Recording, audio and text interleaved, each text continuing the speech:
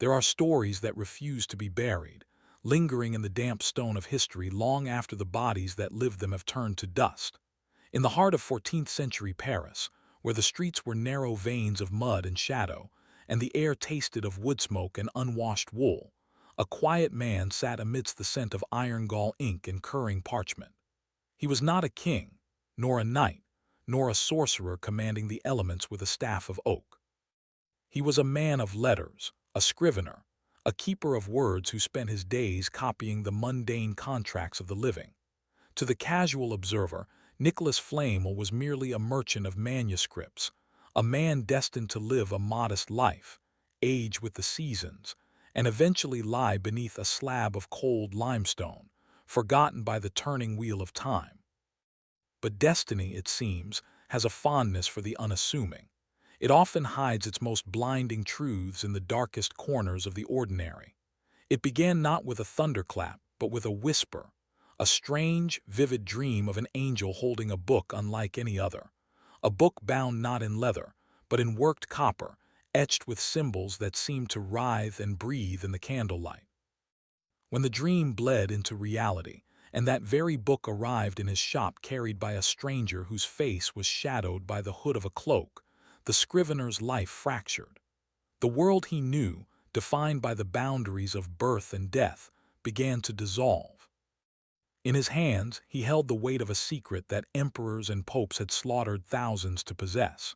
It was a cipher of the universe, a map to the hidden architecture of God's creation.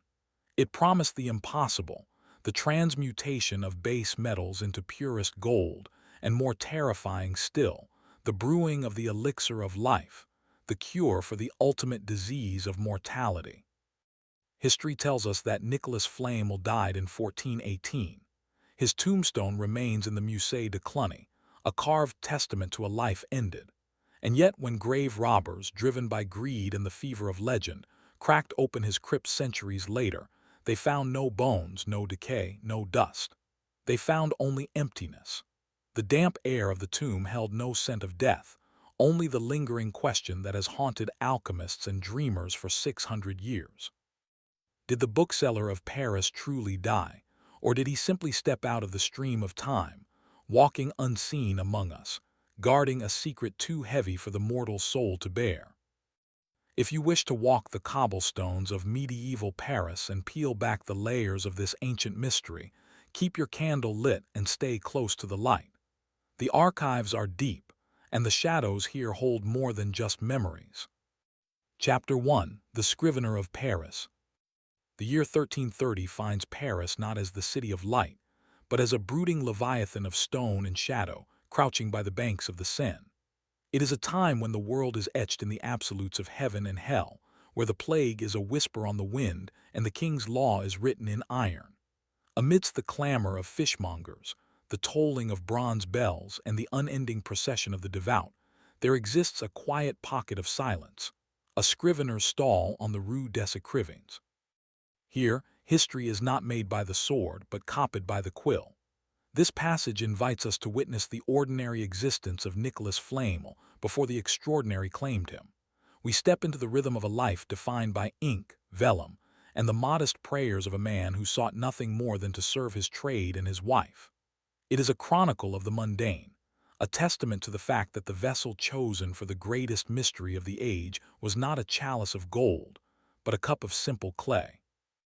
Paris in the 14th century was a living, breathing organism of contradictions, a place where the sacred and the profane bled into one another in the muddy gutters of the streets. To walk these cobblestones was to navigate a labyrinth of sensory assault. The air hung heavy with the acrid bite of wood smoke, the metallic tang of the butcher's block, and the rot of the river Seine, which coiled through the city like a dark, sluggish serpent. Above, the skeletal spires of Notre Dame pierced the low-hanging gray sky, casting long, judgment-filled shadows over the teeming masses below. It was a world of verticality. The closer you were to the ground, the closer you were to the filth, while the stone saints looked down from their perches with indifferent eyes. In the shadow of the church of Saint Jacques de la Boucherie, tucked away like a secret in the folds of the city's chaotic architecture, stood a modest shop. It was not grand. It possessed no gilded sign to catch the eye of the passing nobility, nor did it boast the exotic wares of the spice merchants. It smelled of oak gall, crushed gum arabic, and the distinct, dusty aroma of cured calfskin. This was the domain of Nicholas Flamel. To understand the legend, one must first touch the hand of the man, and his hands were stained, not with blood but with the tools of his trade. Nicholas was a scrivener, a copier of texts, a sworn writer of the university. In an age before the printing press mechanized the word, men like Nicholas were the living conduits of knowledge. They were the keepers of the collective memory. He sat at his high desk, his back curved by years of leaning over parchment, illuminated only by the weak, watery light filtering through the oiled paper of the window. The scratch of his quill against the vellum was a rhythmic heartbeat in the silence of the shop. Scritch, scratch, pause, dip. It was a meditative cadence, a prayer performed with ink. He was a man of average height, perhaps a little stooped, with eyes that had grown accustomed to squinting at faint Latin script. There was a gentleness to his face, a kind of placid acceptance of his station in life.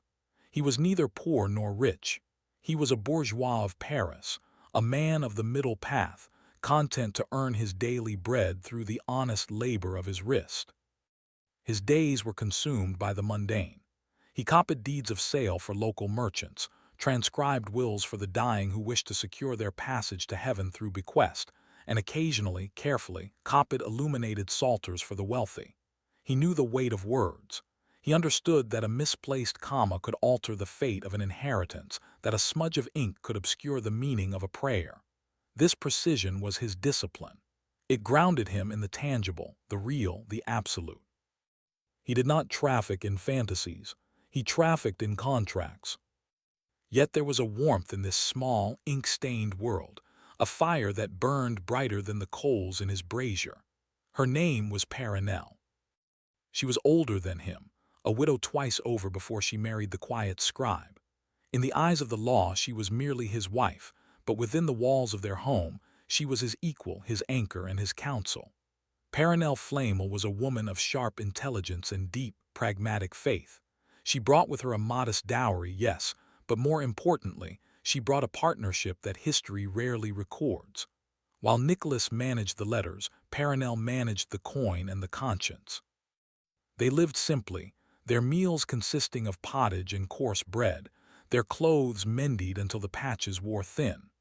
They were childless, a quiet sorrow that they filled with a shared devotion to one another and to God. Picture them in the fatting light of a winter afternoon. The shop is closing. The clamor of the Rue des Écrivains is softening into the murmurs of the evening. Nicholas wipes his nib clean with a cloth, his fingers stiff from the cold. Perenelle enters from the back room, placing a warm hand on his shoulder, her presence a silent comfort in the gathering dark. There is no thunder here. There is no foreshadowing of the impossible. There is only a man and a woman, standing amid stacks of parchment, preparing to rest before another day of ordinary labor. They believe their story is written. They believe they know the shape of their lives, work, prayer, age, and eventually the grave. They do not know that the ink is about to run. The Rue des Écrivains was an artery of intellect feeding the heart of the University of Paris. By day, it was a river of robes, black, brown, and gray, worn by students and masters whose minds were filled with Aristotle, theology, and the rigid logic of the scholastics. Nicholas stood at the bank of this river, a servant to the flow of ideas. He copied their treatises and their arguments, his hand tracing the shapes of debates that could determine the fate of souls. Yet he remained an observer, standing on the shoreline of great knowledge without ever plunging into its depths. He possessed the technical skill to reproduce the words of the wise, but he claimed no wisdom of his own.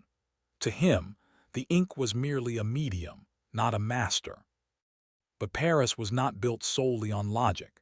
In the damp cellars and hidden garrets of the city, a different kind of study festered, a feverish, smoke-choked pursuit known as alchemy.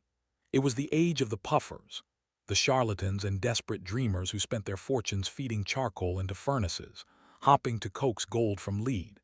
Nicholas saw them sometimes, hurried men with singed eyebrows and fingers stained yellow by sulfur, clutching tattered scrolls they begged him to decipher. He looked upon them with a mixture of pity and disdain. To a man of the church, to a man of order, their quest was a chaotic folly, a vanity that smelled of heresy and burnt hair. He was a scrivener of the daylight. They were creatures of the chemical night. He took their coin when they needed a contract copied, but he washed his hands afterwards, scrubbing away the taint of their delusion. As the bells of St. Jack told the hour of Compline, marking the end of the working day, the city began to curl in on itself. The chaotic energy of commerce evaporated, leaving behind the cold, hard reality of the stone.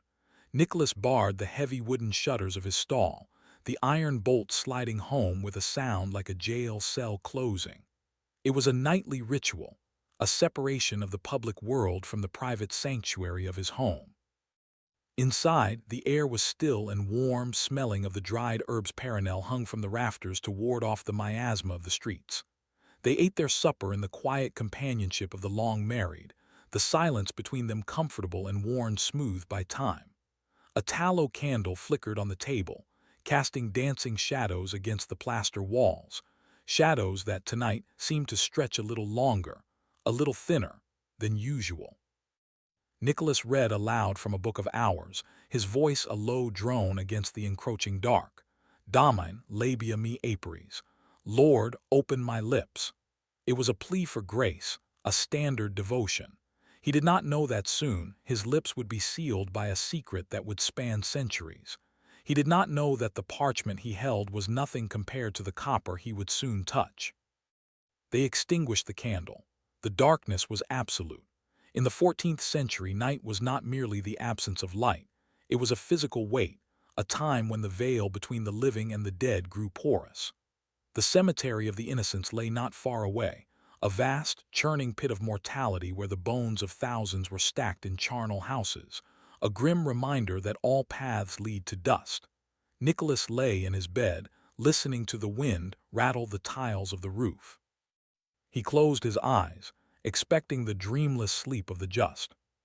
But the mind is a vast and unmapped country.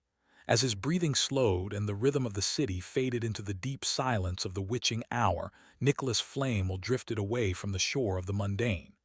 He floated out of the Paris he knew, away from the ink and the coin and the stone, and toward a horizon that burned with a light not of this world.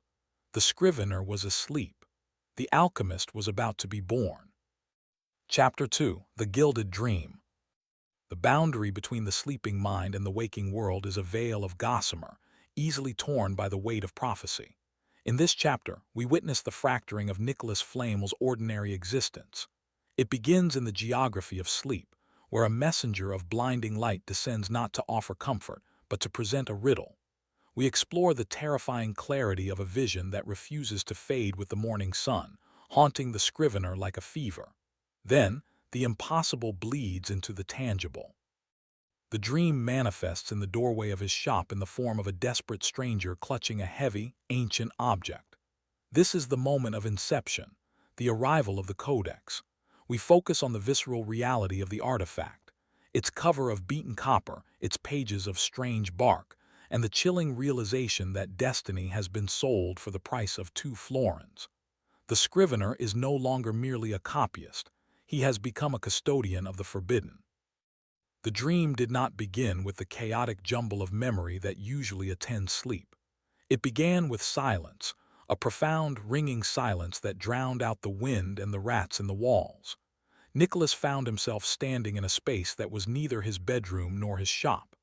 It was a void of pure, radiant light, intense and cold, like the sun reflecting off a field of untouched snow. From this luminescence, a figure emerged. It was an angel, though not the soft, cherubic infants depicted in the paintings of the Italian masters. This was a creature of awe, terrible and beautiful, with wings that shimmered like forged steel feathers. The being did not speak with a human voice. Its presence vibrated in Nicholas's bones. In its hands, the angel held a book. It was a massive volume, thick and heavy. The angel held it out not as a gift but as a challenge. "Look well at this book, Nicholas," the voice echoed, sounding like the rushing of many waters. "At first you will understand nothing in it, neither you nor any other man. But one day you will see in it that which no other man could see." Nicholas reached out in the dream. His hand trembled. As his fingers brushed the cover, the sensory detail was shocking in its realism. He felt the cold, hard bite of metal. The book was not bound in the calfskin or sheepskin he handled every day. It was bound in copper, intricately worked and etched with strange, delicate diagrams. He saw characters he did not recognize, not Latin, not Greek, but something older, sharper. He opened the book. The pages were not parchment. They were made of the bark of young trees, smooth and supple, covered in iron script that seemed to writhe under his gaze. He saw images, a serpent crucifying itself, a desert where fountains of mercury sprang from the earth, a virgin holding a dragon. The images burned themselves into his retinas. He felt a sudden, crushing weight in his chest, a sense of knowledge so vast it threatened to snap his mind like a dry twig. Then the angel closed the book. The thud was like a coffin lid falling. The light shattered. Nicholas woke with a gasp, sitting bolt upright in his bed. The room was dark. Perenelle lay beside him, her breathing steady and deep. The smell of the herbs was still there. The wind still rattled the tiles. Everything was as it had been, and yet everything had changed. He was sweating, his heart hammering against his ribs like a trapped bird. The image of the book was seared into his memory with a clarity that terrified him. He could still feel the cold copper on his fingertips. He could still see the strange, alien script. It was not a nightmare. It was an annunciation. For days, the dream clung to him like a second skin. He went about his work in the shop, copying wills and contracts, but his eyes were distant. He found himself looking at the books in his stall with a strange dissatisfaction. They were just words, dead ink on dead skin. He was waiting. He did not know what for, but he felt the tension of a bowstring pulled back to its breaking point. He told no one, not even Perenelle. How does a man of logic explain that he is being haunted by a book that does not exist? But the universe has a way of answering the questions it plants in our souls. It happened on a Tuesday, a day of gray rain and slow business. The street outside was a mire of mud. Nicholas sat at his desk, trimming a quill, the knife slicing through the feather with a practiced rasp. The bell above the door chimed. A man stepped in. He was a student, or perhaps a failed scholar, his cloak tattered and heavy with water. His face was gaunt, his eyes shifting nervously around the shop. He clutched a heavy object wrapped in a stained piece of wool against his chest. "Master Flamel," the stranger asked, his voice rough, "I was told you buy manuscripts." "I buy what I can sell," Nicholas replied, his voice steady, though his pulse quickened. "What do you have?" The stranger approached the desk. He smelled of wet wool and desperation. He placed the object on the wood. His hands shook as he unwrapped the cloth. Nicholas stopped breathing. There, sitting on his humble desk, amidst the ink pots and the dust, was the book. It was impossible, and yet it was undeniable. The cover was copper, green with the verdigris of immense age. The etchings were exactly as the angel had shown him. The weight, the smell of ancient tree bark, the aura of power that seemed to radiate from it, it was the artifact from the dream, pulled from the ether and dropped into his reality. "I need money," the stranger said, unaware that he was selling a piece of the divine. "I have debts, 2 florins, that is all I ask." 2 florins, the price of a good cloak, the price of a few weeks of food. Nicholas looked at the book. He touched the cover, it was cold. 2 florins, Nicholas whispered. He reached into his purse. He did not haggle. He did not ask where the man had gotten it. He knew that to ask would be to tempt fate to take it back. He placed the coins in the stranger's hand. The man took them and fled into the rain, vanishing into the history of the lost. Nicholas was alone. He locked the door. He turned the sign to closed. He stood before the book, his heart pounding a frantic rhythm. The angel was gone. The stranger was gone. There was only the scrivener and the secret. He opened the cover. Abraham the Jew, prince, priest, Levite, astrologer, and philosopher. The first page read. The journey had begun. The book of Abraham the Jew lay open on the desk, its pages illuminated by the solitary flame of a tallow candle. The shop was silent, the shutters barred against the night. Nicholas Flamel had not moved for hours. Beside him, Perenelle stood, her hand resting on the back of his chair, her eyes wide with a mixture of fear and wonder. The book was a paradox. It was written in French, yet the French was archaic, twisted, and veiled in metaphor. But it was the illustrations that held the true power. Every seventh page was devoid of writing. Instead, it bore a full-page image, hand-painted with inks that had not faded despite the evident centuries of the book's existence. Nicholas turned the pages with trembling fingers. The first image showed a young man with wings on his ankles, holding a caduceus rod, being attacked by an old man with a scythe. Time-devouring Mercury, Nicholas thought. A standard alchemical allegory, perhaps, but the details were wrong. The scythe was broken. The winged man was laughing. The second image depicted a beautiful flower growing on a mountaintop, shaken by the north wind. Around it, dragons and griffins fought in a circle of fire. The third showed a garden where blood flowed like water, and soldiers slaughtered innocent infants, collecting their blood in large vats. The sun and moon bathed in this blood. "It is terrifying," Perenelle whispered, crossing herself. "What does it mean, Nicholas?" "It is the language of creation," Nicholas replied, his voice barely a breath. "The text says this book was written to help the Jewish people pay their tribute to the Roman emperors. It claims to teach the transmutation of metals, turning lead into gold to buy freedom. But these images, they hide the process. They are the lock." He turned back to the text. It spoke of a prime matter, a substance from which all metals were formed. It spoke of a secret fire that could purify this matter, but it did not name them. It called them by riddles.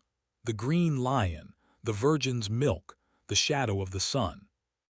For a man of logic, a man who copied contracts where every word had a fixed legal definition, this ambiguity was maddening.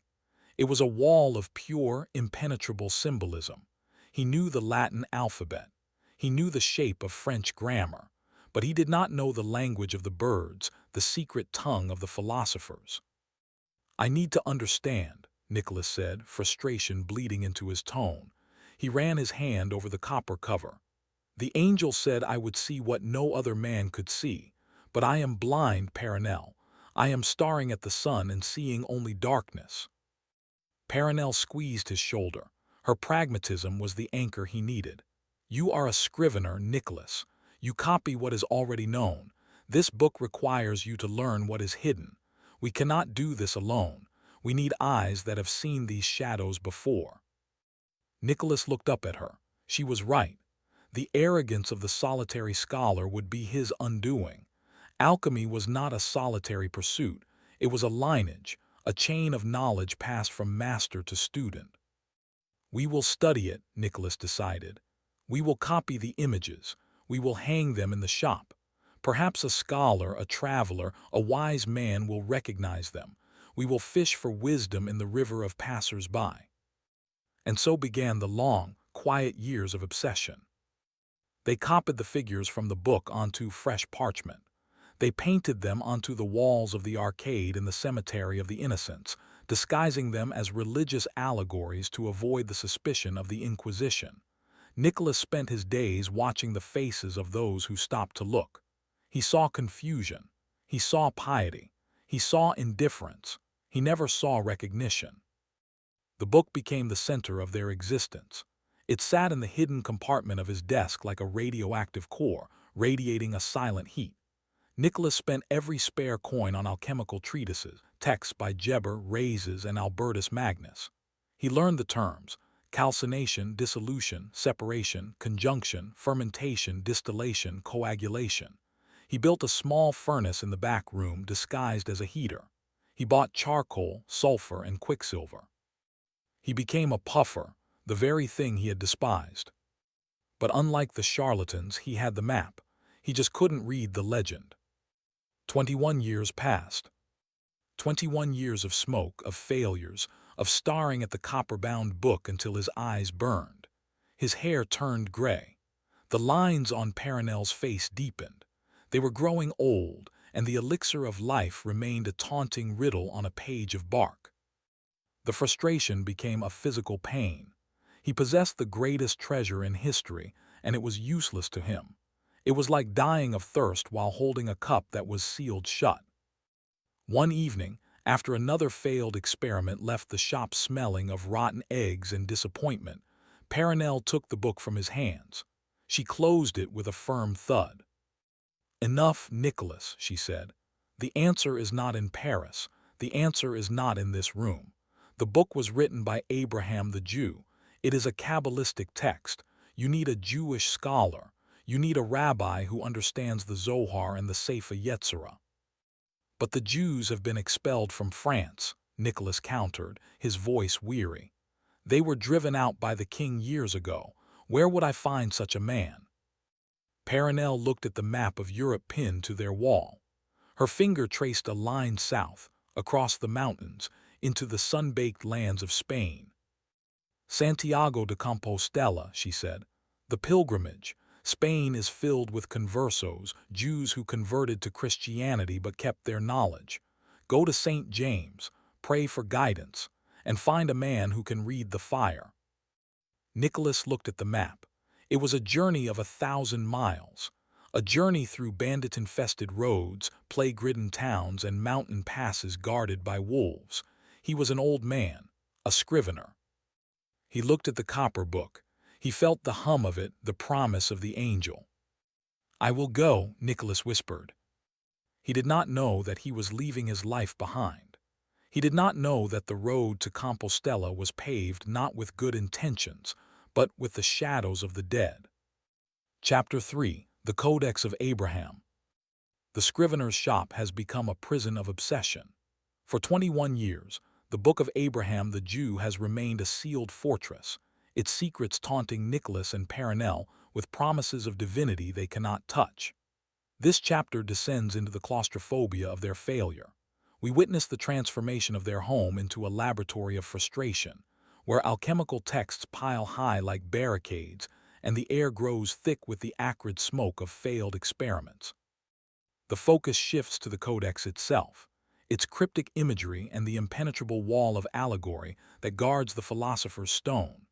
We explore the psychological toll of possessing ultimate knowledge without the key to unlock it, the strain on faith, and the desperate decision to seek answers beyond the borders of France.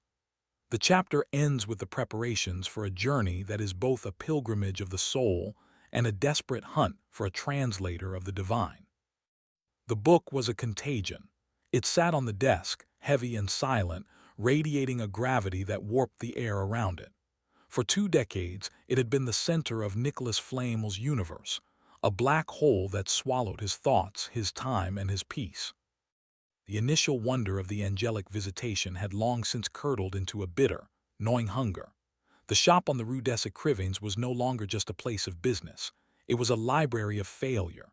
Shelves that once held clean vellum and ordered contracts now groaned under the weight of alchemical treatises.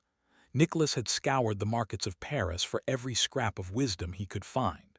He read the Turba Philosophorum, the Summa Perfectionis of Geber, the works of Arnaldus de Villanova. He learned the vocabulary of the art, the negrito, the albedo, the rubido.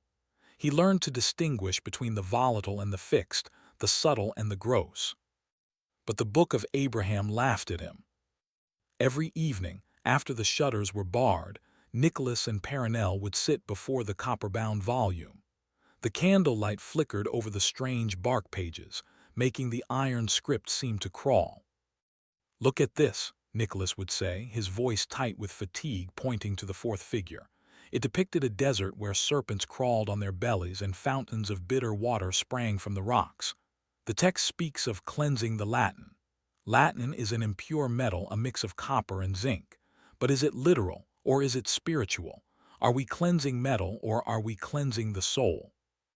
Perenelle, her eyes tired but sharp, would lean in. "The serpents represent the volatile spirit," she murmured.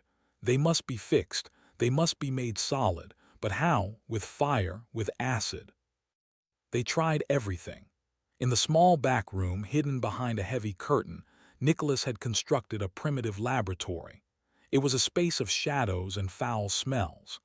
Glass alembics bubbled with strange concoctions, mercury mixed with vinegar, lead dissolved in nitric acid, sulfur heated until it choked the air with yellow smoke.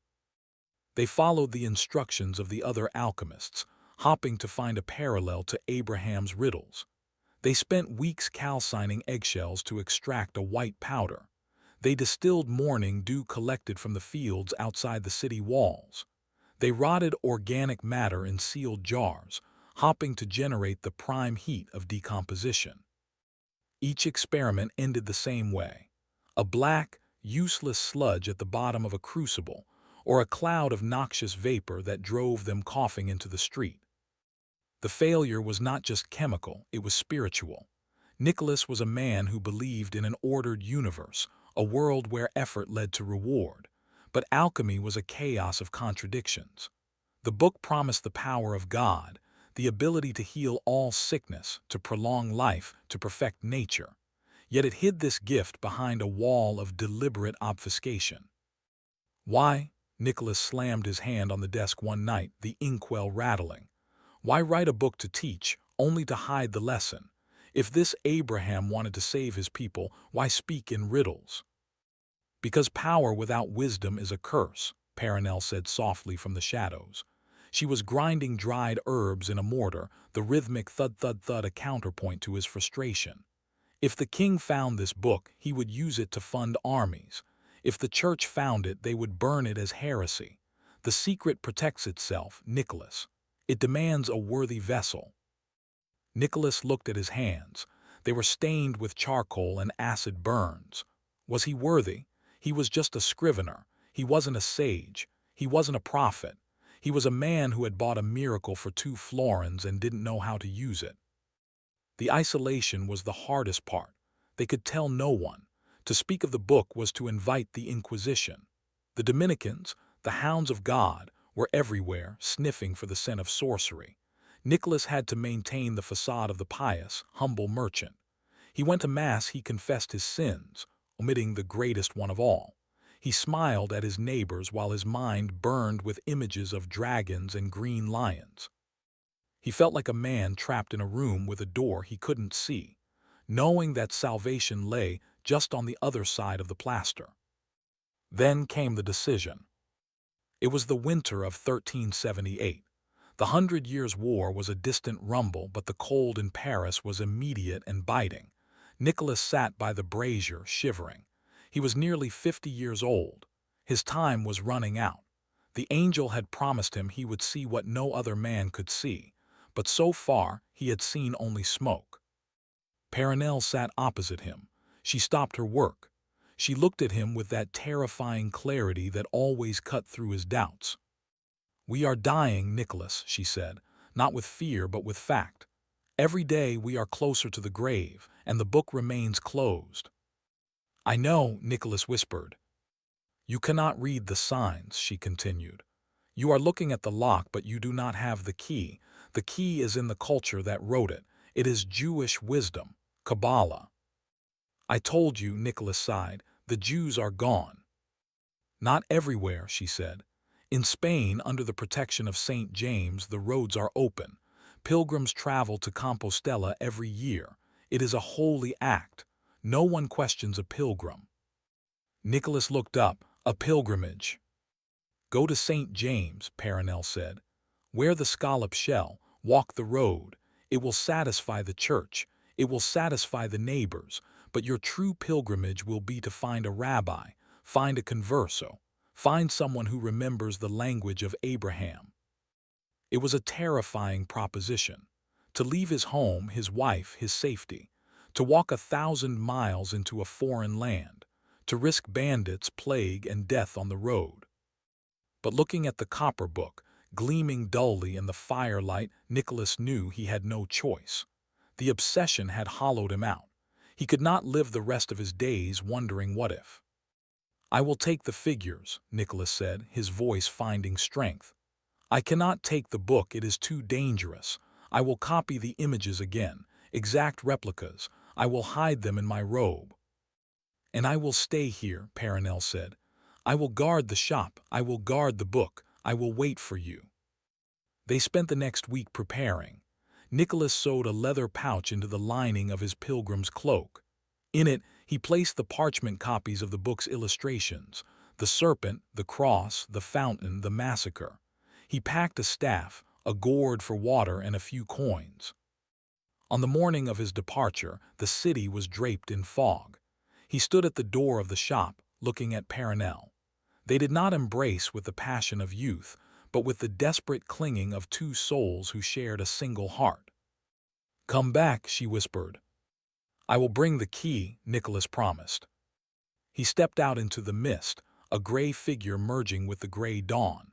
He was Nicholas Flamel, pilgrim of Saint Jacques, but under his cloak, burning against his ribs, was the secret of eternal life. The mist that morning was not merely weather. It was a shroud.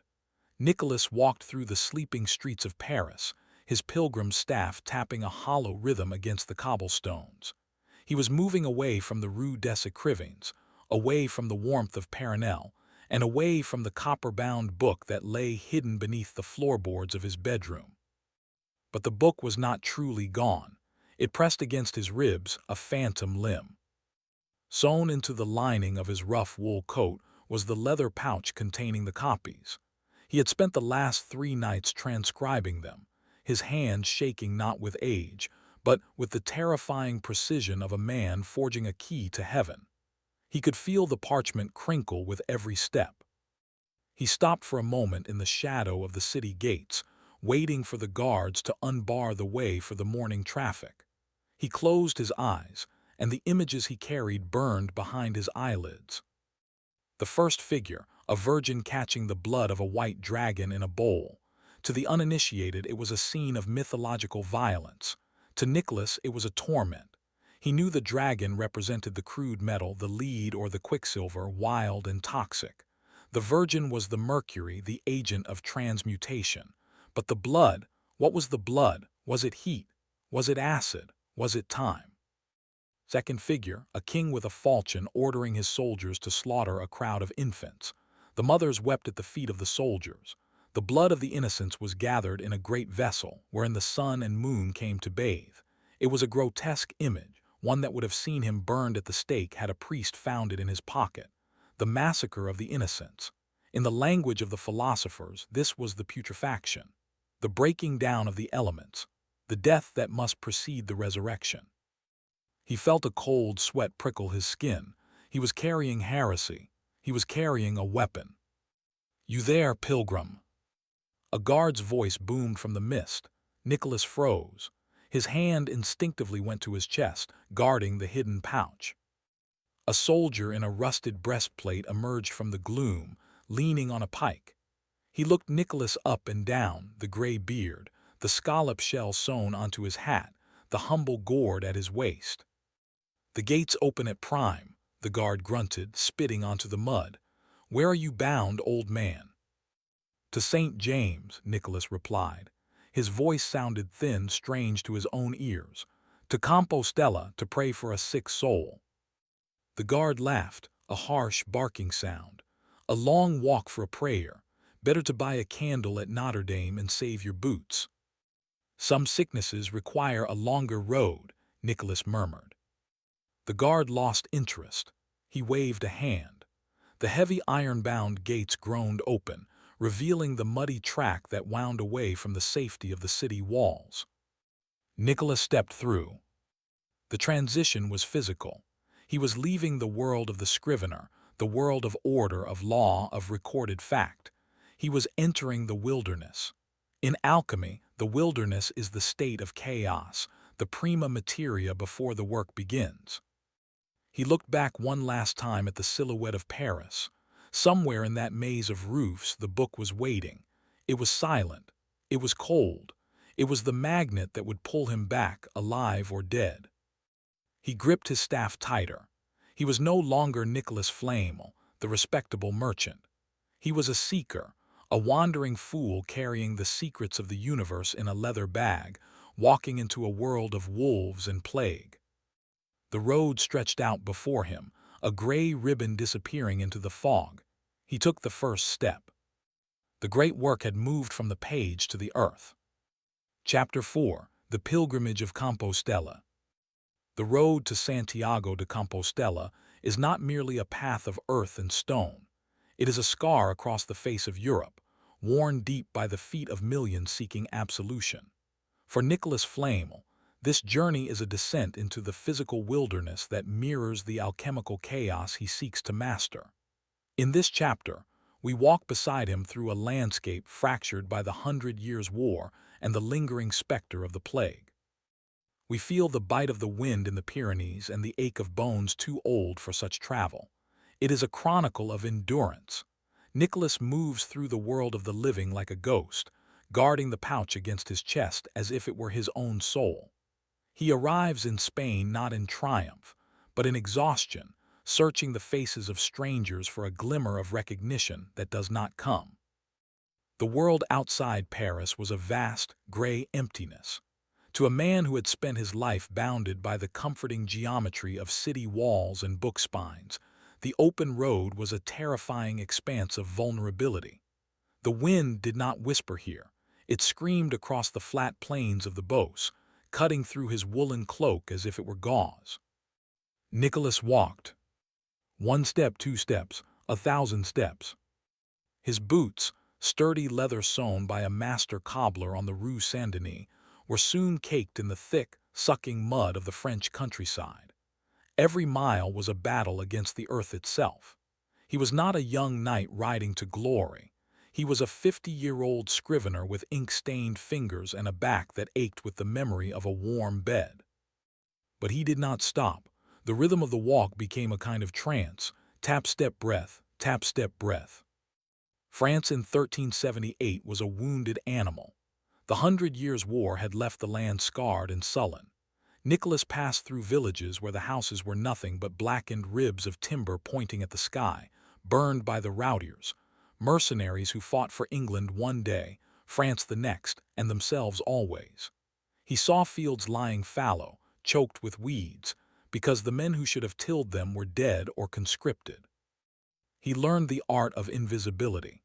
When he saw dust on the horizon, the telltale sign of riders, he hid in the hedgerows, pressing his face into the wet moss, his hand clutching the leather pouch against his heart. He was carrying the secret of infinite gold, yet he feared being murdered for his boots. The solitude was crushing. In the silence of the nights, sleeping in haylofts or huddled under stone bridges, the doubt would creep in. Was he mad? Was the book a lie? Was he walking to his death for a dream of copper and bark? He would pull out the parchment copies in the moonlight. The strange figures stared back at him, indifferent. The serpent eating its tail, the flower on the mountain. They were his only companions, silent riddles that mocked his ignorance. Then came the mountains. The Pyrenees rose up like a wall of iron between France and Spain. The air grew thin and sharp. The path, the famous Camino de Santiago, narrowed to a goat track winding through peaks that seemed to scrape the belly of heaven. Nicholas climbed. His breath rattled in his chest. The cold was absolute, a physical weight that settled in his marrow. He saw other pilgrims, penitents wearing hair shirts, criminals walking in chains to beg forgiveness, sick men carried on litters. They were a river of suffering flowing south. He crossed the pass of Roncesvalles, where legend said Roland had blown his horn. The wind howled through the rocks, sounding like the voices of the dead. Nicholas did not blow a horn. He whispered a prayer to St. James, not for glory, but for a translator. As he descended into the kingdom of Navarre, the light changed. The gray oppression of the north gave way to a harder, clearer sun. The earth turned red and ochre. He smelled wild thyme and dust. He had entered Spain, the land of the Moors, the Jews, and the Christians, a crucible of cultures where Paranel had promised the key might be found. He walked with renewed urgency. His legs were stronger now, hardened by the months of travel. His skin was brown and weathered. The scrivener was gone, the pilgrim remained. Santiago de Compostela was not merely a city.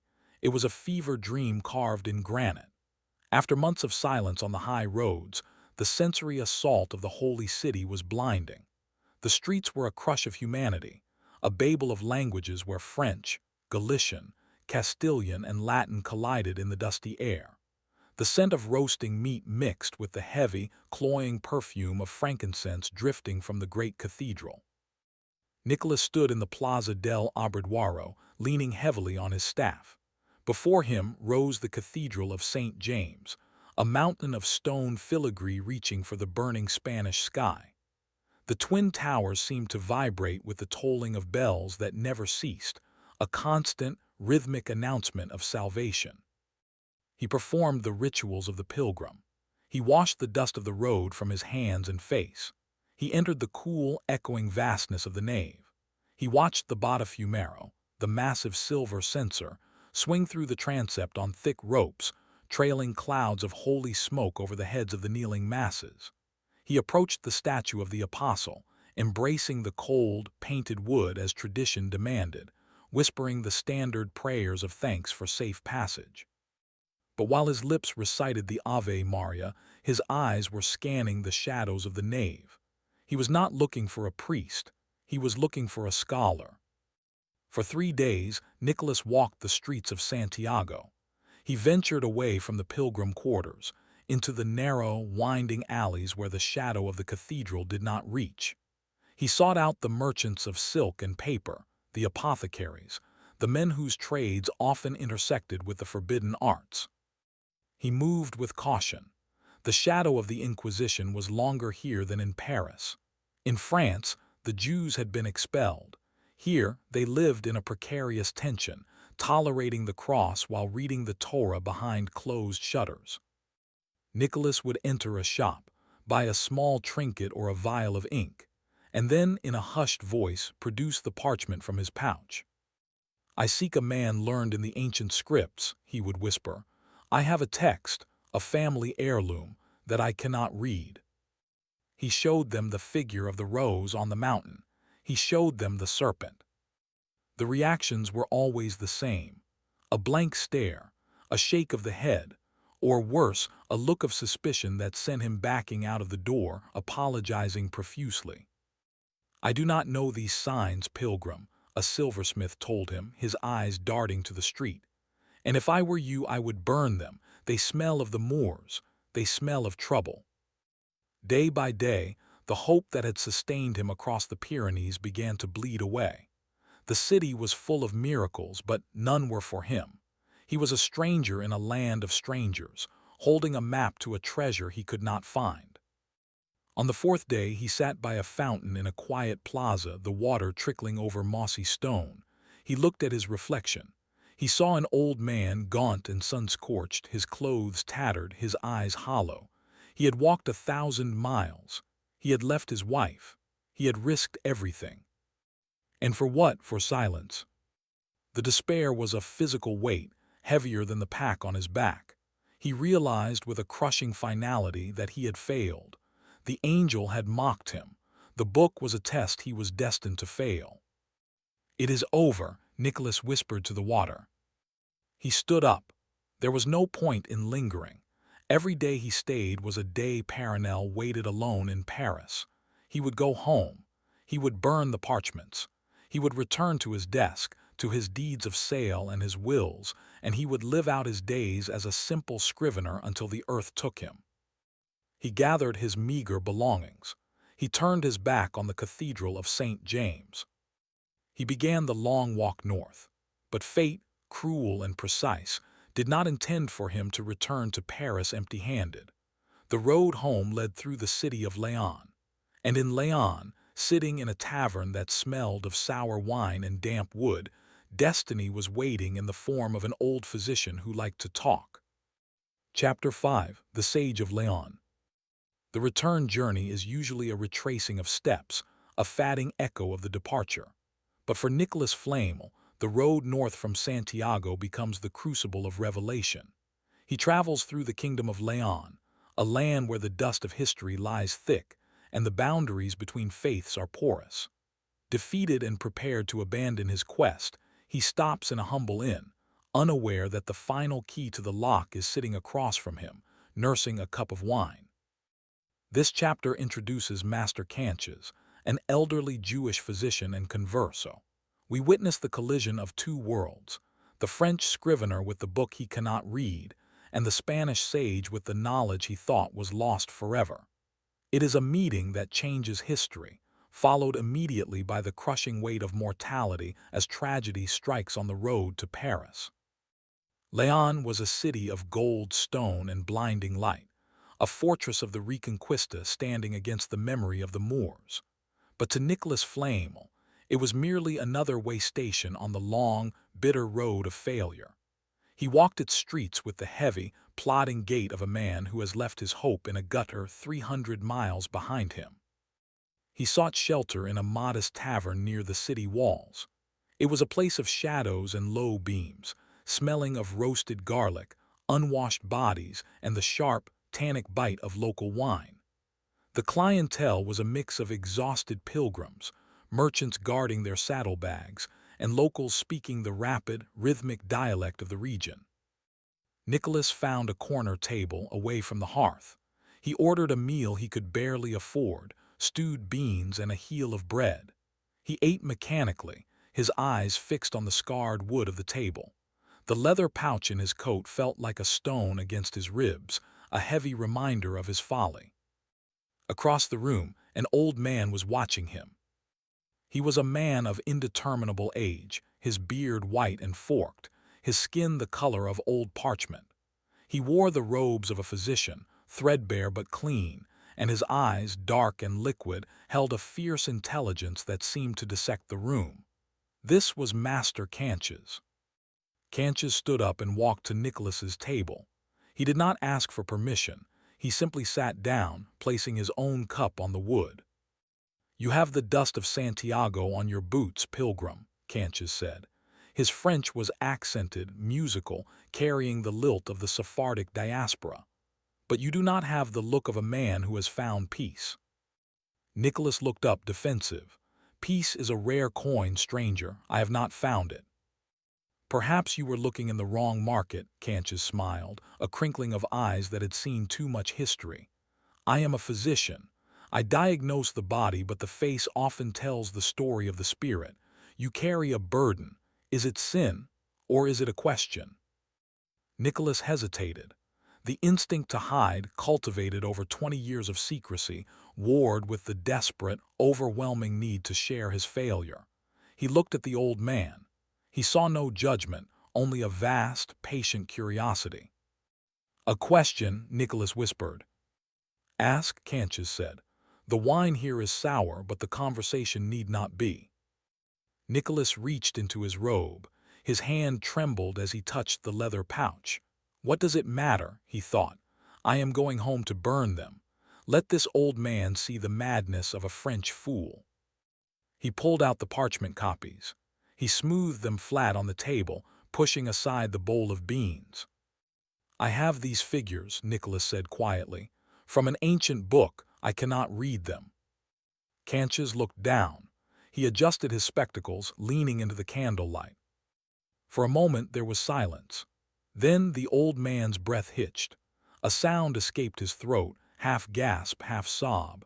He reached out, his fingers hovering over the image of the desert and the serpents, afraid to touch the ink as if it were holy fire. "Ish Mezerf," Canches whispered, the syllables trembling. "The ashen fire." He looked up at Nicholas, his eyes wide with shock and a sudden, terrifying reverence. "Where did you get this?" Canches hissed, grabbing Nicholas's wrist. His grip was surprisingly strong. "This is the Maranatha, the lost book of the sages. It was believed to be destroyed during the diaspora. It is the key to the Zohar." "I have the book," Nicholas stammered, stunned by the reaction. "In Paris, I have the book." "You have it." Canches' voice rose, then dropped instantly, checking the room for spies. "You have the Book of Abraham." Yes. Canches sat back, tears streaming down into his white beard. He looked at the ceiling, whispering a prayer in Hebrew, oblivious to the tavern around him. God is great, Canches wept. I have spent a lifetime searching for the shadow of this truth, and here it is, carried in the pocket of a Gentile scrivener. He looked at Nicholas with a fierce intensity. I will go with you, Canches said. I will travel to Paris. I must see this book before I die. I will teach you the meaning. I will give you the key. In that dark tavern, amidst the smell of beans and wine, the lock turned. The circuit was closed. Nicholas had found his translator. The journey back to France was a race against mortality. Master Canches was old, his body frail, but his spirit burned with the manic energy of revelation. He and Nicholas traveled together, two unlikely companions bound by a secret that could reshape the world. As they walked, or rode on hired mules when the old man's legs failed him, Canches began the education of Nicholas Flamel. The road became their classroom. Under the shade of olive trees and in the cold stone of roadside chapels, the Jewish sage unraveled the knot of the Codex. The serpents are not animals, Nicholas, Canches explained, his voice raspy with dust.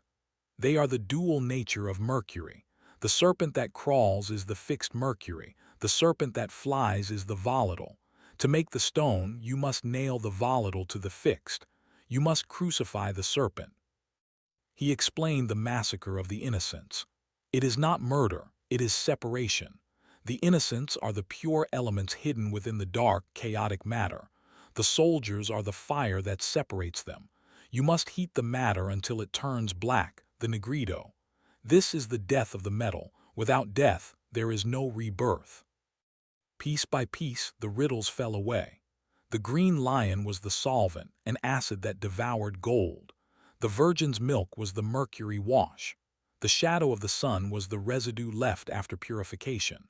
Nicholas listened, transcribing every word into his notebook, his mind expanding with the vertiginous thrill of understanding. He saw the logic beneath the madness. It was a chemistry of the soul, a process where the alchemist and the metal were purified together.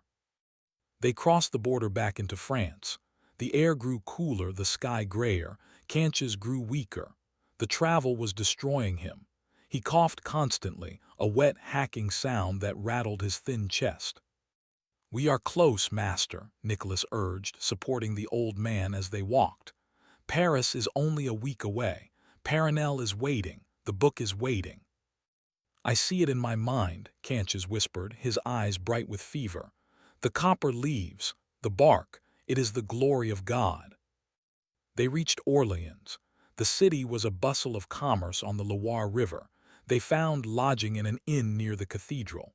Canches collapsed onto the straw pallet, his breathing shallow. "I need to rest," the old man said. "Just for a moment, then we go to Paris." Nicholas sat by his bedside, holding a cup of water. He watched the rise and fall of the old man's chest. He felt a terrible, cold dread coiling in his stomach. "Master," Nicholas whispered. Canches opened his eyes. They were unfocused. He looked past Nicholas, past the walls of the inn, seeing something distant and radiant. "The fire," Canches murmured. "Do not let the fire go out. Purify the Latin. Wash it 7 times. His voice faded. A long, shuddering breath escaped his lips, and then silence. Master Canches died in a rented room in Orleans, 100 miles from the book he had waited a lifetime to see. Nicholas sat alone in the darkening room. The grief was a physical blow. He had lost a friend, a teacher, a father figure. But beneath the grief was a sharp, terrified realization. He was alone again. He possessed the knowledge. Canches had given him the key, but the door had to be opened by Nicholas alone. He buried the old man in the Church of the Holy Cross in Orleans, paying for a decent stone. He stood over the grave, the wind whipping his cloak. "Thank you," Nicholas whispered to the earth. He turned north. Paris was waiting. Paranel was waiting. The great work was no longer a dream, it was a duty. He had to finish it, for Canches, for himself, for the world. He walked the final miles with a new hardness in his step. The pilgrim was gone. The alchemist was coming home. Chapter 6. The Great Work. The return to Paris is not a return to normalcy, but an entry into the deepest chamber of the mystery. Nicholas Flamel is no longer guessing. He is executing a divine recipe. This chapter documents the magnum opus, the great work, carried out in the shadows of the scrivener's home. We step into the hidden laboratory, a space of stifling heat and noxious fumes, where Nicholas and Paranel spend 3 years tending the alchemical furnace known as the Athanor. It is a period of intense isolation and psychological pressure. We witness the terrifying phases of the process, the blackening of the matter, the purification, and the constant fear of explosion or discovery. This is the crucible where faith is tested by fire, and the ordinary laws of nature are bent by the will of 2 determined souls. Nicholas returned to the Rue des Écrivains in the dead of winter. He looked older, his face etched by the winds of the Pyrenees and the sorrow of Orleans, but his eyes burned with a cold, hard fire. Paranel met him at the door. She did not ask if he had found the gold, she asked if he had found the truth. When he showed her the notebook filled with Canches' teachings, she nodded once. It was enough. They closed the shop early. They barred the shutters. The time for copying the words of others was over. In the small, windowless room at the back of the house, hidden behind stacks of unsold parchment and firewood, Nicholas constructed the Athanor. It was not the roaring forge of a blacksmith, but a slow, brooding oven of brick and clay, designed to maintain a gentle, constant heat for weeks at a time. The alchemists called this the digestion. It mimicked the warmth of a brooding hen, coaxing life from the dead stone. They began the magnum opus. The ingredients were humble, yet dangerous. They bought quicksilver mercury from the apothecaries in small amounts to avoid suspicion. They acquired vitriol and saltpeter. Nicholas prepared the virgin's milk. The mercury purified and stripped of its dross until it shone like a liquid mirror. He poured the mixture into a glass vessel, an egg-shaped flask known as the philosopher's egg. He sealed the neck with Hermes' seal. Glass melted upon glass, ensuring that no vapor could escape. The vessel was placed in the Athanor, buried in a bed of warm ash. Then they waited. Alchemy is not a science of minutes. It is a science of seasons. The fire had to be tended day and night. If it grew too hot, the vessel would shatter, releasing lethal fumes. If it grew too cold, the stone would die. Nicholas and Paranel took shifts, sleeping in fitful bursts, their skin permanently stained with soot, their clothes smelling of sulfur and acrid smoke. The first stage was the nigredo, the blackening. According to Canches, the matter inside the egg had to rot. It had to die to be reborn. For months they watched the liquid inside the flask. It bubbled, it swirled, and then slowly it began to darken. A black crust formed on the surface like the skin of a toad. It was a time of despair. The room smelled of grave dirt and decay. The psychological toll was immense. To witness the nigredo is to witness the death of the world in a bottle. It is the dark night of the soul. Nicholas would stare into the glass, seeing his own mortality reflected in the black sludge. "Is it working?" he would whisper, his voice cracking from the fumes. "Or are we just cooking poison?" "Patience," Paranel would soothe him, wiping the sweat from his brow. "The seed must rot before it sprouts. Trust the process. Trust Canches." They were ghosts in their own home. They stopped seeing friends. They bought food only when necessary. The neighbors whispered that the scrivener had fallen ill or perhaps mad. They did not know that behind the wall, 2 elderly people were wrestling with the building blocks of creation. Then one morning, the blackness broke. Nicholas was dozing in the chair by the furnace when a sound woke him, a faint tink of glass. He looked at the vessel. The black crust had cracked, and from the fissures, a brilliant, blinding white vapor was rising, condensing on the sides of the glass like morning frost. The albedo, the white phase. "Paranel, Nicholas cried out, his voice shaking. She ran into the room. They stood together, illuminated by the glow of the athanor, watching the miracle. The matter inside was turning white, a pure, dazzling white that seemed to hold its own light. The putrefaction was over. The resurrection had begun. "The white stone," Perenelle whispered, tears tracking through the soot on her face. "It transmutes base metals into silver." It was a triumph. They had achieved the lesser work, but the book promised more. The book promised the red stone, the elixir, the final perfection. "Do we stop?" Perenelle asked, looking at the precious white substance. Nicholas looked at the book of copper leaves lying open on the table. He looked at the drawing of the king rising from the fire. "No," Nicholas said, "we increase the heat." The heat was no longer a gentle warmth. It was a hungry, devouring force. Nicholas fed the athanor with a terrifying precision, adding charcoal piece by piece, watching the color of the flames shift from orange to blue to invisible white. The room became an oven. The air shimmered. For months the white stone cooked.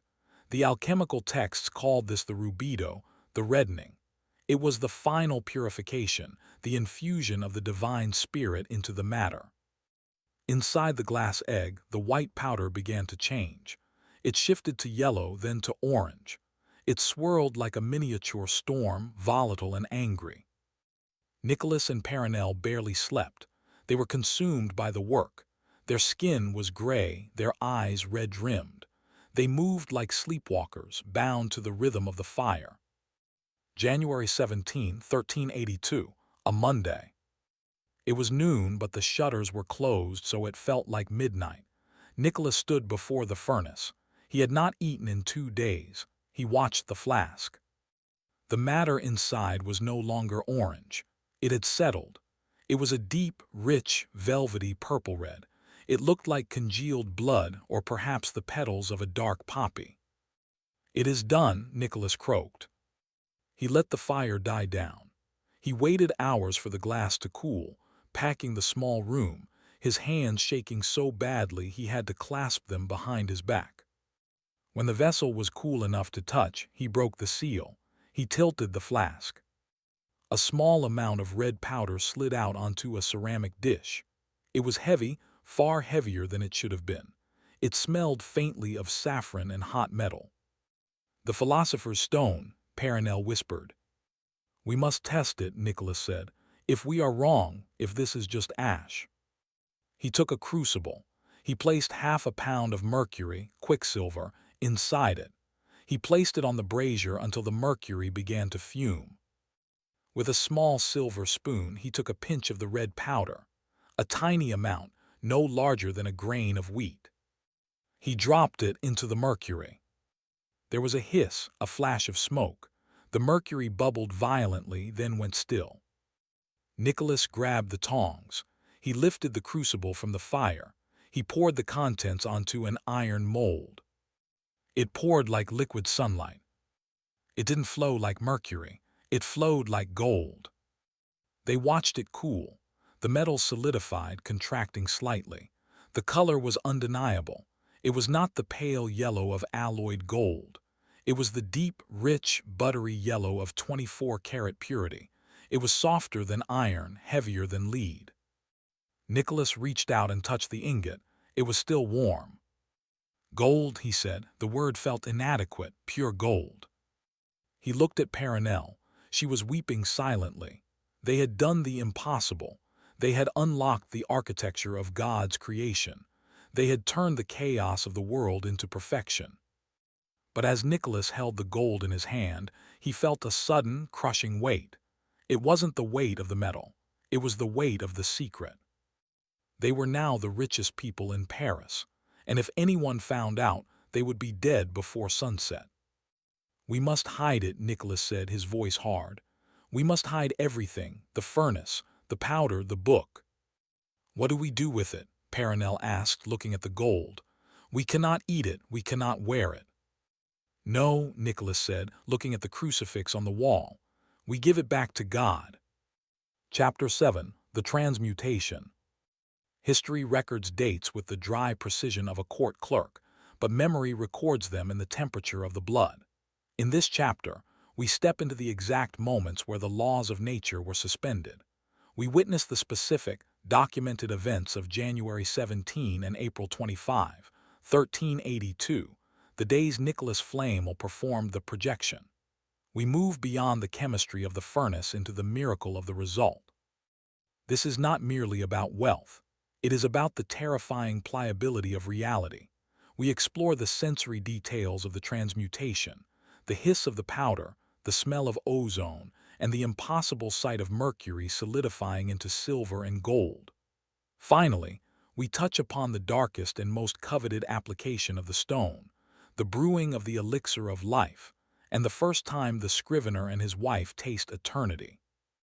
The books tell us that on January 17, 1382, shortly after noon, Nicholas Flamel committed the act that would sever him from the rest of humanity. But the books cannot describe the silence. It was a Monday.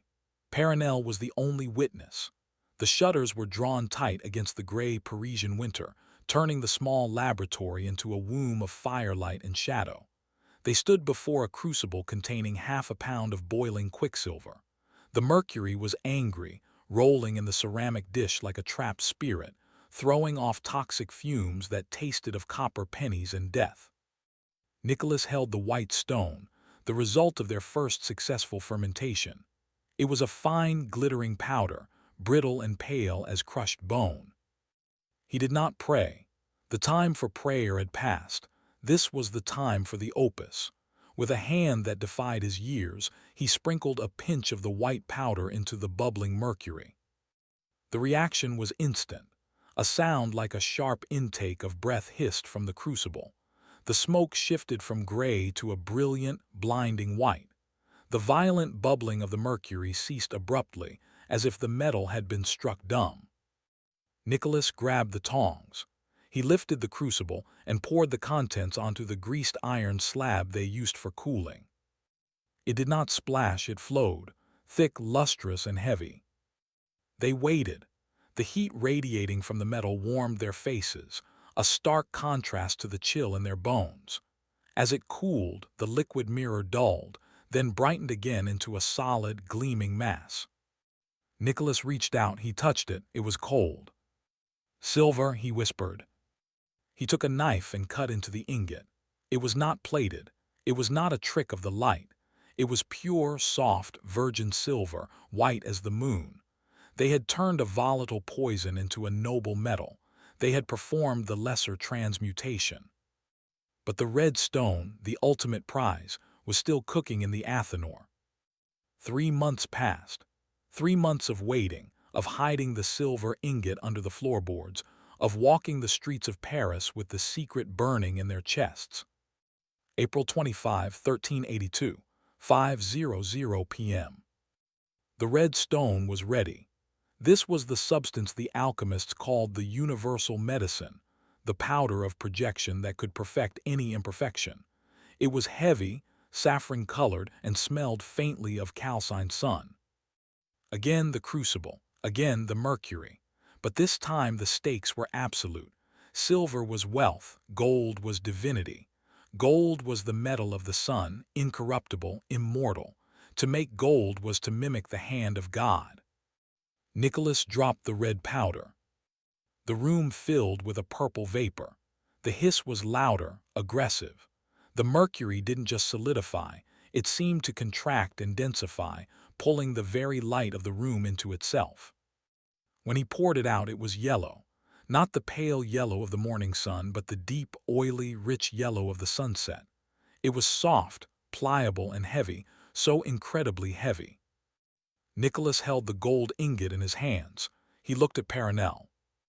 They did not cheer. They did not embrace in celebration. They stood in a terrifying silence. To hold this metal was to know that the world was a lie.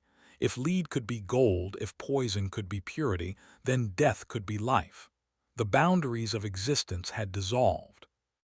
"It is done," Paranel said, her voice trembling. "The great work is finished." "No," Nicholas replied, looking at the red powder remaining in the glass vial. "The metal is healed. Now, we must heal ourselves." The alchemical texts are deliberately vague on the final application of the stone. They speak of the red tincture and the drinkable gold, aurum potabile, but they do not give a dosage. To drink the stone is the ultimate gamble. If the preparation is imperfect, if the fire was too hot or the mercury too impure, the elixir becomes a deadly poison that calcines the organs from within. It was late May. The first warmth of summer was touching the stones of Paris. Nicholas and Perenelle sat at their kitchen table. Between them sat a small crystal goblet filled with wine. Into this wine, Nicholas had dissolved a single grain of the red stone. The liquid swirled with a faint, iridescent light, turning the deep red of the wine into a glowing amber. "We are old, Perenelle," Nicholas said quietly. He touched his own face, feeling the loose skin, the deep lines of 60 years. "If this is death, it comes only a few years early." "And if it is life?" she asked, looking at the glowing glass. "Then we will have time," he said, "time to understand why we were chosen." He lifted the glass, he took a sip, he handed it to her, she drank the rest. They sat in the silence of the house, waiting for the fire or the darkness. It started in the extremities. A warmth, distinct from the warmth of wine or hearth, began to spread from their stomachs. It was not a burning heat, but a pervasive, vibrant energy, like the feeling of waking up after a long, restorative sleep, magnified 1,000 times. Nicholas looked at his hands. The arthritic ache in his knuckles, a constant companion for a decade, began to fade. The fog that often clouded his mind in the evenings lifted, replaced by a crystalline clarity. He looked at Perenelle. Her eyes, usually dimmed by the cataracts of age, seemed to brighten. The pallor of her skin flushed with a sudden, youthful vitality. They did not become 20 again. Alchemy is not magic. It is the perfection of nature. They remained old in form, but the decay had stopped. The engine of their mortality had been paused. They breathed in the air of the room, and it tasted sweet. They felt the blood moving in their veins, a strong, steady rhythm. "I feel," Perenelle whispered, touching her chest, "I feel quiet." The anxiety of death, the subtle, constant fear that underpins all human existence, was gone. In its place was a profound, unshakable serenity. But with the life came the burden. They possessed the secret that kings had slaughtered for. They were the keepers of the flame. "We must be careful," Nicholas said, his mind already racing with the logistics of their new reality. "If the king knew, if the church knew, we would be dissected." "We will hide in plain sight," Perenelle decided. "We will live as we always have, humble, pious, but we will use the gold not for ourselves, for God." "For God," Nicholas agreed. He stood up, he felt strong, he felt eternal. He walked to the window and looked out at the street. Paris was sleeping, unaware that in a small shop on the Rue des Écrivains, two mortals had just cheated the grave. The scrivener was gone, the alchemist remained, and he had a lot of work to do. Chapter 8: The Weight of Gold. The alchemist's life after the transmutation is not one of ease, but of careful orchestration. Nicholas and Perenelle Flame will now possess the wealth of empires, yet they must live as if they possess nothing. This chapter details the delicate balancing act of their final decades. We watch as they pour their golden secret back into the veins of Paris, funding the construction of 14 hospitals, 3 chapels, and 7 churches, all while maintaining the guise of simple bourgeois piety. We explore the whispers that begin to circulate in the streets, rumors of sorcery and hidden treasure that force Nicholas to craft an elaborate public persona. The chapter culminates in the death of Perenelle, an event that shatters the partnership and leaves Nicholas alone with the burden of immortality, forcing him to confront the true cost of the elixir, the grief that does not end. The years of the masquerade stretched on. The shop on the Rue des Écrivains became a landmark, not for its wares, but for the strange, paradoxical couple who inhabited it. They were icons of the quarter, the pious scrivener and his charitable wife, always dressed in the drab colors of humility, yet leaving a trail of stone and mortar wherever they walked. But the gold demanded a legacy. It was not enough to build hospitals. Nicholas felt a compulsion to etch his truth into the very skin of the city.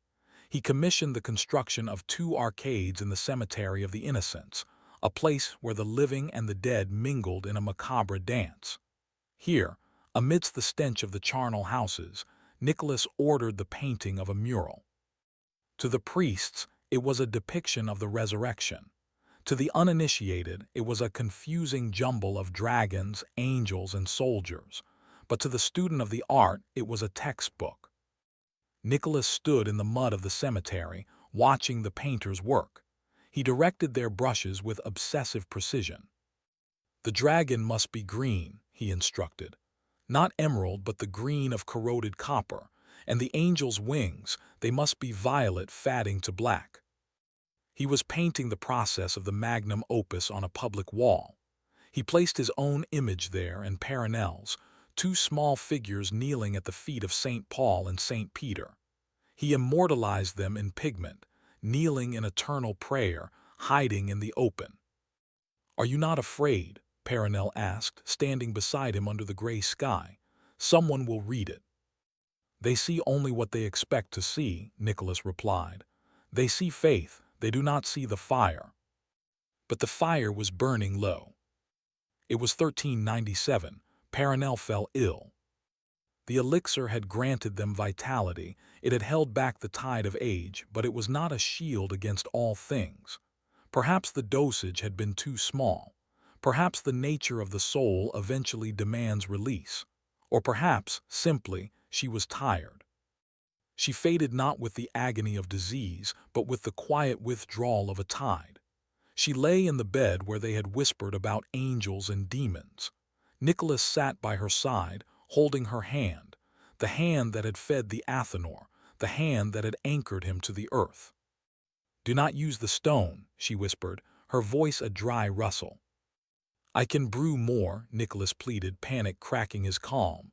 "I can make the elixir stronger. We have the time."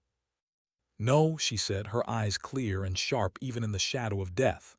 "We have had our time, Nicholas. We stole years from God. Do not be greedy. Let me go." She died on a quiet afternoon. The silence that filled the house was heavier than the gold beneath the floor. Nicholas buried her in the Cemetery of the Innocents, under the very arches he had built. He placed a stone over her, carved with her image. Paris mourned the charitable wife of the scrivener, the poor wept, the priests chanted. But Nicholas did not weep. He stood at the graveside, a solitary figure in black. He felt a tearing in his chest, a physical severance. Half of the alchemical equation was gone. The sulfur had lost its mercury. He returned to the empty house. The shop was silent. The laboratory was cold. The gold ingots lay in the dark, useless metal that could buy everything but the one thing he needed. He lived on. For 20 more years, Nicholas Flamel walked the streets of Paris, a ghost haunting his own life. He continued to give. He wrote his final testament, leaving everything to the poor, to the churches, to the hospitals. He designed his own tombstone, a strange, intricate slab carved with the sun, the moon, and a skeleton. In 1418, he lay down in his bed. He arranged his hands over his chest. He closed his eyes. The official records state that Nicholas Flamel died and was buried in the church of Saint Jacques de la Boucherie. The city forgot him, then remembered him as a legend, then forgot him again. But a grave is just a hole in the ground, and a stone is just a marker. When the history books close, the mystery begins.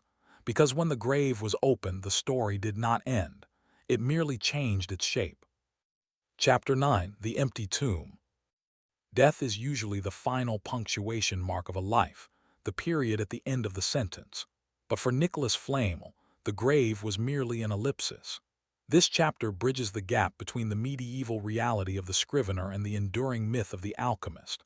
We begin with the documented end, the death of Nicholas in 1418, and the placement of his meticulously designed tombstone, a bizarre artifact of symbols that baffled the clergy who blessed it. But stone cannot contain a legend. We fast forward through the centuries as the whispers of his hidden wealth curdle into greed.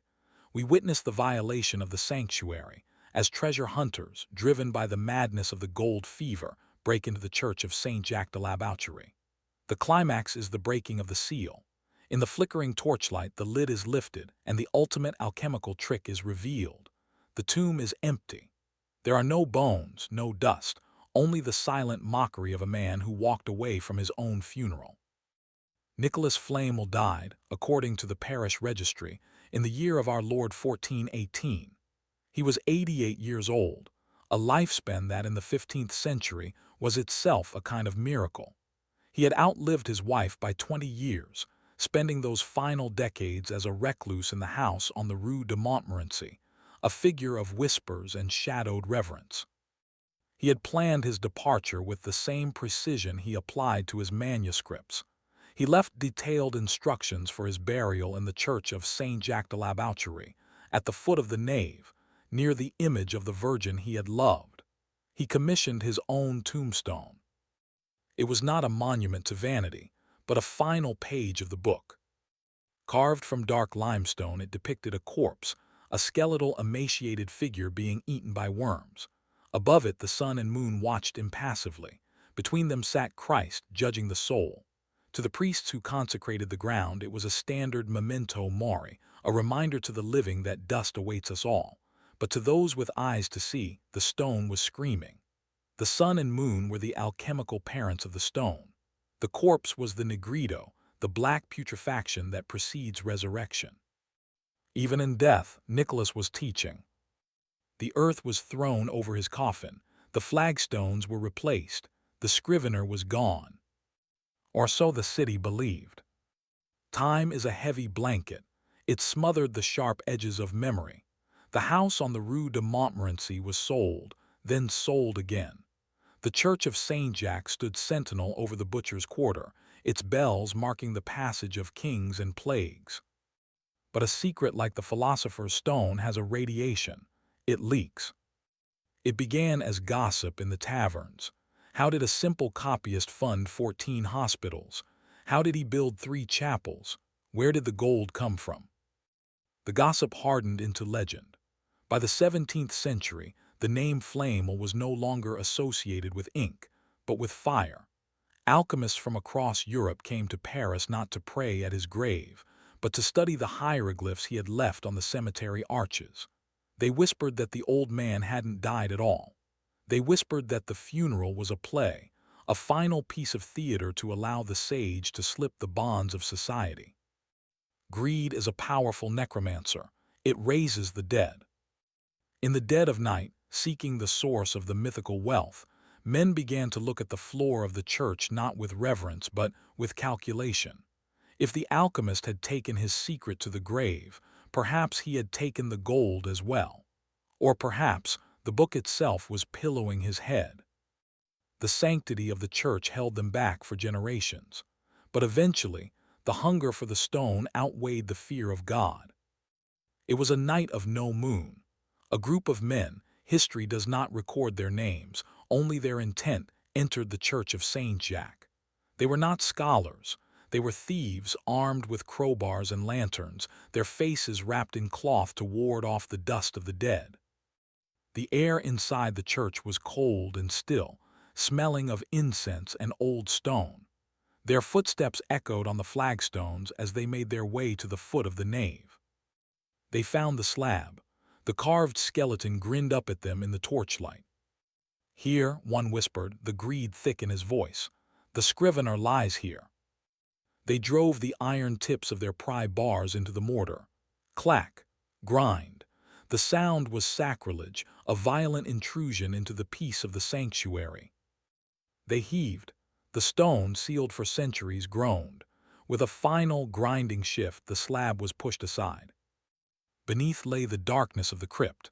The air that rose up was stale, dry, and cold. The gold, a thief hissed, leaning over the edge with his lantern. Is it there? Lower the light, another commanded. They lowered the lantern into the hole. The light swung, casting wild shadows against the brickwork. It illuminated the coffin. It was simple wood, rotted by time but intact. They dropped down into the pit. The wood of the coffin was soft, yielding easily to the pry bar. They expected resistance. They expected the heavy thud of gold bars or the rattle of ancient bones.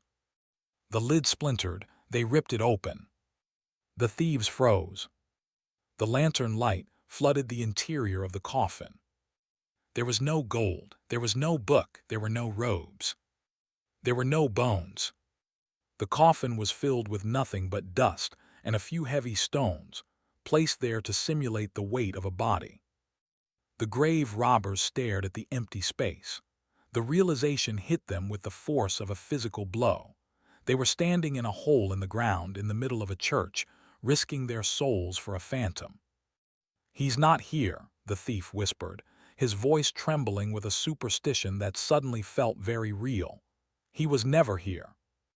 They scrambled out of the pit, terrified not by what they had found, but by what they hadn't. They fled into the night, leaving the tomb open, a gaping mouth screaming the truth to the silence of the church. Nicholas Flamel had pulled off the greatest trick of all. He had copied the deed of death, but he had never signed it. Chapter 10: The Phantom Walkers. When the body is missing, the imagination rushes in to fill the void. The final chapter of our chronicle does not take place in the medieval mud of Paris, but in the fluid, shadow world of legend. We step out of the linear progression of time and track the phantom walkers, the whispered sightings of Nicholas and Perenelle Flamel that have persisted for centuries. We travel to the courts of Louis XIV and the dusty roads of Turkey, listening to the accounts of travelers who claim to have met the scrivener long after his supposed death. We explore the philosophical terror of immortality, the curse of outliving your era, your language, and your friends. Finally, we return to the present day, standing before the oldest stone house in Paris on the Rue de Montmorency, asking the ultimate question: was the great work a metaphor for spiritual enlightenment, or is there truly a couple walking among us, hand in hand, carrying the weight of forever? To be dead is to be fixed in time. A dead man belongs to his century. He wears the clothes of his era, speaks the dialect of his birth, and stays within the borders of his grave. But Nicholas Flamel refused to stay fixed. Like the mercury he mastered, he became fluid, slipping through the cracks of history, appearing where he should not be, a ghost who cast a shadow. The centuries turned. The medieval world of Gothic spires gave way to the Renaissance, and then to the Age of Enlightenment. Reason began to dismantle superstition. Alchemy was renamed chemistry, the mystic became the mechanic. And yet, the name Flamel refused to fade into the archives of the obsolete. It persisted, not as a memory, but as a presence. In the early 18th century, a traveler and archaeologist named Paul Lucas was dispatched by King Louis XIV to scour the East for antiquities. He was a man of science, a man of maps and hard facts. In the city of Brussa, in what is now Turkey, he sat in a coffee house with a dervish, a mystic of the Uzbek sect. The dervish was a man who spoke many languages and claimed an age far beyond his appearance. The conversation turned to the philosophers of the West. Lucas mentioned Flamel, citing him as an example of a great alchemist who had died 3 centuries prior. The dervish laughed. It was not a mocking laugh, but a pitying one. "You believe he is dead?" the dervish asked, sipping his dark coffee. "You are deceived. A sage who possesses the stone does not die, he merely moves." The dervish went on to claim that he had parted ways with Nicholas and Perenelle in India only a few years before. He described them not as withered ancients, but as vibrant, healthy, and deeply focused. He spoke of them living in the mountains, continuing their study of the light, detached from the petty politics of Europe. Lucas published this account in his Voyage du Sieur Paul Lucas. The rational world mocked him, but the romantics, the dreamers, and the members of the secret societies shuddered. The account gave birth to a new mythology, the wandering adept. Then came the sightings in Paris. In 1761, at the Paris Opera, a place of masks and illusions, rumors circulated of a strange couple. They were dressed in antiquated but elegant clothing, moving through the crowd with a detachment that unsettled those who looked them in the eye. They did not speak to the courtiers. They seemed to be observing the spectacle of French society, the powdered wigs, the painted faces, the excess, with the sad, knowing gaze of parents watching children play a dangerous game. They were said to smell of sulfur and old parchment. Were these truly the Flamels? Or were they charlatans, opportunists donning the mantle of the legend to swindle the gullible? Or, perhaps, they were tulpas, manifestations of the collective desire of humanity to believe that death is not the end. The idea of immortality is seductive, but the reality, as the legend suggests, is a quiet horror. To live forever is to watch everything you love turn to dust. It is to see the language you spoke become a dead tongue. It is to see the streets you walked buried under layers of asphalt and concrete. If Nicholas and Perenelle survived, they did not conquer time. They were exiled by it. They became observers, trapped behind a glass wall of eternity, unable to truly participate in a world that dies and is reborn without them. They are the ultimate outsiders, holding the key to the universe, but having no door to open. We chase their shadows through the archives. We find letters attributed to him in the 17th century. We find alchemical texts appearing mysteriously in libraries, written in his hand long after his burial. The trail does not end. It merely fades into the fog, leaving us standing in the 21st century, looking back at a mystery that refuses to solve itself. Today, Paris is a city of steel and glass, of metro trains screaming through subterranean tunnels and tourists flocking to the iron lattice of the Eiffel Tower. The mud of the medieval streets has been paved over. The smell of wood smoke has been replaced by the exhaust of diesel engines. The cemetery of the innocents, where Nicholas built his arches and buried his wife, is gone, cleared in the 18th century. The bones moved to the catacombs. The land turned into a bustling public square near Les Halles.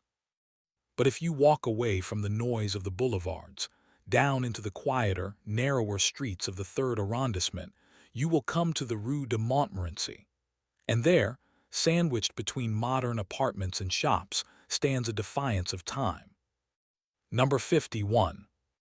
It is the oldest stone house in Paris, built by Nicolas Flamel in 1407. It survives not by magic, perhaps, but by the sheer stubbornness of its masonry. The facade is gray and weathered, etched with the scars of 600 years of reign and revolution. Above the door, an inscription remains, carved in a script that forces the modern eye to slow down, to squint, to translate. We, men and women, laborers living in the porch of this house, having been left in 1392, are bound to say every day in Our Father and an Ave Maria. It is a request for prayer, a request from the grave, or perhaps a joke from the living. Inside, the house is now a restaurant, the Auberge Nicolas Flamel, where the scrivener once sat in the cold, copying contracts by the light of a tallow dip. Patrons now drink fine wine and eat roasted duck under electric lights. The Athanor is gone. The smell of sulfur has been replaced by the scent of reduction sauces. It is easy to dismiss the legend here. It is easy to say that Nicolas Flamel was simply a clever man who made a fortune through real estate or usury, and who constructed a myth to hide his worldly success. It is easy to say that the philosopher's stone is a metaphor for spiritual enlightenment, that turning lead into gold is merely the poetic description of turning a heavy, sinful soul into a light, virtuous one. But then you stand in the street as the sun sets, the shadows lengthen, the noise of the city fades into a low hum. You look at the upper windows of number 51, dark and narrow. And you wonder. You wonder about the empty tomb in Saint-Jacques. You wonder about the strange wealth that built this house. You wonder about the man who bought a book of copper leaves for 2 florins and learned to read the fire. Did he die? Or is he out there still? A quiet man in a gray coat, walking the streets of Mumbai or New York or London? Does he sit in the back of a library, watching us with eyes that have seen empires rise and fall, holding the hand of a woman who remembers the smell of the Seine in 1330? Perhaps the great work was never finished. Perhaps the opus continues, not in the crucible but in the story itself. As long as we tell it, as long as we search for the empty grave, the scrivener lives. So the next time you see an old couple walking hand in hand, moving with a grace that seems out of step with the hurried pace of our world, do not look away. Watch them. Look for the stain of charcoal on their fingers. Look for the wisdom in their eyes. And if they smile at you a knowing, patient smile, do not ask them their names. Just light a candle and keep the secret.